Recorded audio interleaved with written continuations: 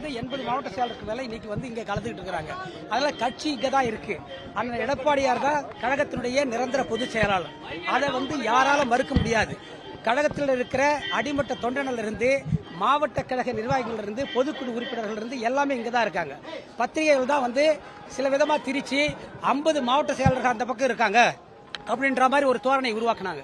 இன்னைக்கு கூட காலையில் பார்த்தீங்கன்னா சில பேர் போடுறாங்க 17 மாவட்ட செயலர்கள் மட்டும் தான் இங்கே கலந்துக்கிட்டு இருக்காங்கன்னு போடுறாங்க. ஆனால் இங்கே கையெழுத்துட்டு இருக்கிறவங்க வந்தவங்க அவங்களெல்லாம் வந்து வீடியோலாம் உங்களுக்கு வரும் பாருங்க, எவ்வளவு மாவட்ட செயலர்கள் கலந்துட்டு இருக்காங்கன்னு. அப்படி இருக்கும்போது தவறுதலாக போடுறாங்க. அதே மாதிரி இன்னைக்கு ஒரு இதை போட்டிருக்காங்க, என்னன்னா சில ராஜன் செல்லப்பா செல்லூர் ராஜி போன்றவர்கள் எல்லாம் வந்து பங்கேற்கவில்லைன்னு போட்டிருக்காங்க. ஆனால் அவங்கெல்லாம் இங்கே இருக்கும்போதே அப்படி பங்கேற்கவில்லைன்னு போடுறாங்க. எப்படி இந்த வகையில் போடுறாங்கன்னு தெரியல. அவங்களுக்கு சாதகமாக சில செய்திகளை வெளியிடுவதன் மூலம் அவர்கள் பக்கம் தான் கட்சி இருக்குதுன்ற காட்டுறதுக்காக இது போன்ற சம்பவங்கள் நடந்தேறி கொண்டிருக்கிறது. எனவே இதையெல்லாம் பொறுத்த வரைக்கும் தயவு செய்து நான் பத்திரிகைகளை கேட்டுக்கொள்வதெல்லாம் உண்மை நிலவரத்தை அப்படியே போடுங்க. அந்த பக்கத்துல யாருமே இல்ல. 25 எம்எல்ஏக்கள் அந்த பக்கம் போயிருக்காங்களே தவிர, அதை தவிர கழகத்தினுடைய நிர்வாகிகள் அத்தனை பேர் இங்க தான் இருக்காங்க. இன்னைக்கு 1000 பேர்கிட்ட கையெழுத்து வாங்கியிருக்கேன்னு சொல்றாங்க பொதுக்குழு உறுப்பினர்கிட்ட. ஆனா அவ்வளவும்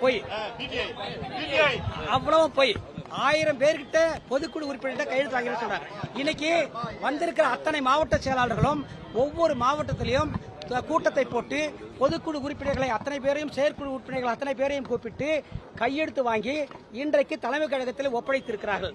அப்படி இருக்கிற போது 1000 பொதுக்குழு உறுப்பினர் தீர்மானம் போட்டு, அதாவது கழகத்தினுடைய பொதுச் செயலாளர் அண்ணன் எடப்பாடியார் தான், இந்த கழகத்தில் எந்தவித பிளவும் இல்லை, இந்த கழகம் ஒருமனதாக ஒவ்வொரு மாவட்டமும் எடப்பாடியார் பின்னாடி இருக்கிறது என்பதை சொல்லுவதற்காக, மற்றபடி வேற எதுக்காகவும் இல்லை.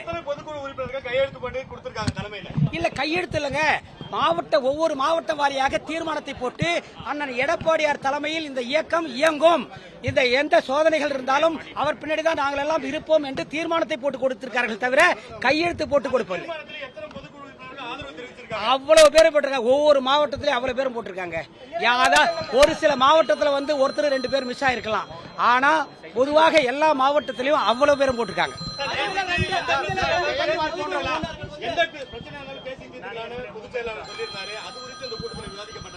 இல்ல, கூட்டத்தில் பொறுத்த வரைக்கும் இதுக்கப்புறம் வந்து நடக்கிற காரியங்கள், கட்சியை எப்படி நம்ம கொண்டு போகணும், எப்படி வலு சேர்க்கணும், மக்கள் கிட்ட வந்து எந்த அளவுக்கு அணுகணும், இப்படிப்பட்ட ஆலோசனைகளை தான் வந்து எங்கள் பொதுச் செயலாளர் இன்றைக்கு கொடுத்திருக்கிறார் தவிர கட்சியினுடைய வளர்ச்சி குறித்து பேசியதுதான் இது.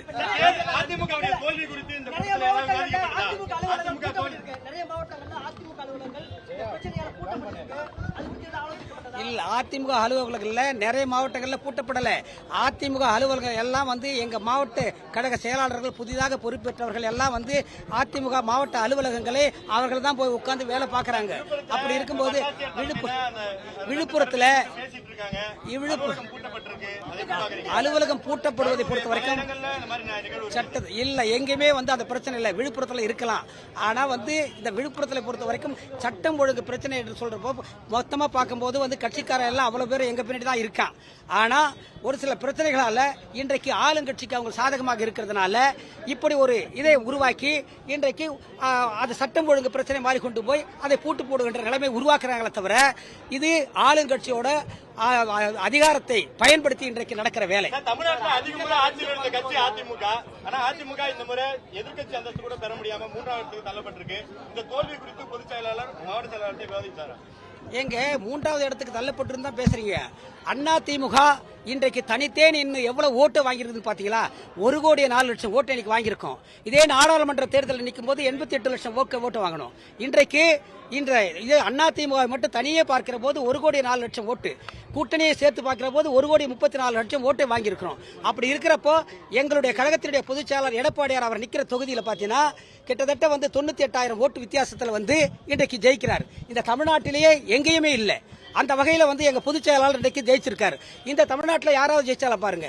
எதிர்கட்சியில் இருக்க தலைவரே வந்து தோக்குற நிலைமையில இன்றைக்கு எங்கள் தலைவர் இன்றைக்கு அமோக ஓட்டு வித்தியாசத்தில் ஜெயிச்சிருக்காரு சொன்னா அதிமுக இன்றைக்கு எந்த வகையிலும் வந்து இறங்கி போல. அதை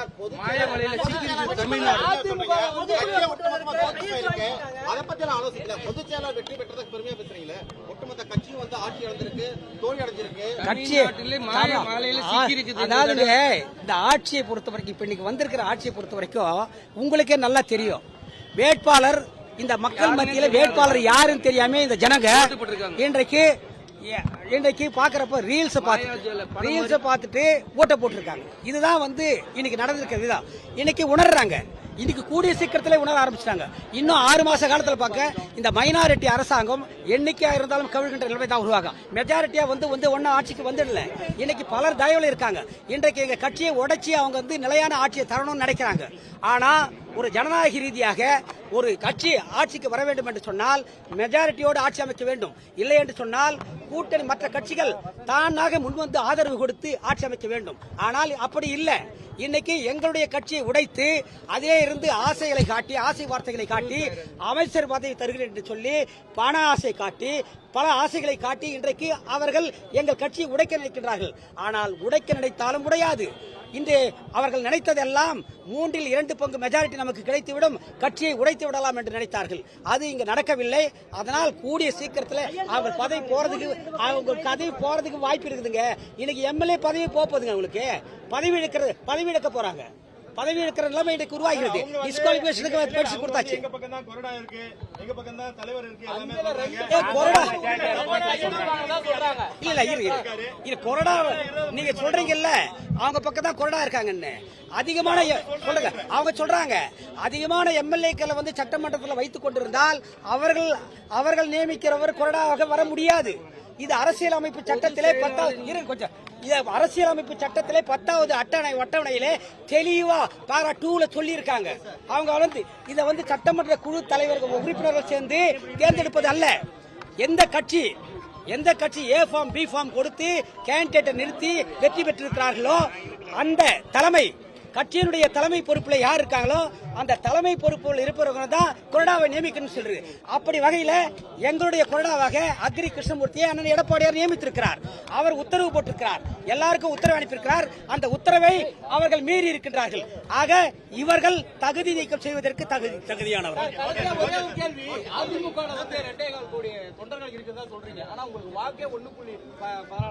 எல்லாம் அப்படிதாங்க சொல்றாங்க.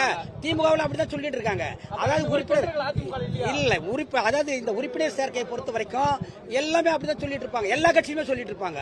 அதனால வந்து நீங்க அதை வந்து கணக்கில் எடுத்து பார்க்காதீங்க. இல்ல வாக்கு வங்கியை எல்லா கட்சிகளோட ஒப்பிட்டு வாக்கு வங்கியை பார்க்கிற போது எங்கள் அதிமுக இன்றைக்கும் சளைக்கவில்லை என்றுதான் என்னால் சொல்ல முடியும். பிளே ஸ்டோர் மற்றும் ஆப் ஸ்டோரில் இருந்து பாலிமர் செயலியை QR கோடு மூலம் பதிவிறக்கம் செய்யுங்கள். செய்திகளை உடனுக்குடன் பெறுங்கள்.